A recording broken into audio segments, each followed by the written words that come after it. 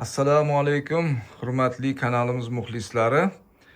Gidroponika to'g'risida kichkinagina video. Gidroponika mana shunaqa chiroyli o'sib unishiga, achitmasdan, mog'orlatmasdan o'stirish uchun albatta nima kerak? Hozir kunlar isib ketdi.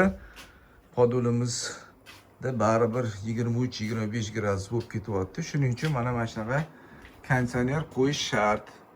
Mana shuni pultda auto deganiga qo'yib qo'yasalar 18 gradus bir tekisda ushlab tursa, faqat kunduziga, kechasiga shart emas. Kechasi o'zi shundoq ham chiqsa bir 20 gradusga tushadi podulda. Shunda mana shunaqa bir tekis chiroyli bo'lib o'stiramiz. Xudo xolasa buni hayvonlarga bersangiz ham yaxshi, xonani hidi ham yaxshi bo'ladi, achigan hid kelmaydi. Vidgras chiqarsangiz ham maza qilib chiqarasiz, yaxshi bo'ladi. O'sha ekkaningiz unumli bo'lib, og'ir gidroponika bo'lib chiqadi.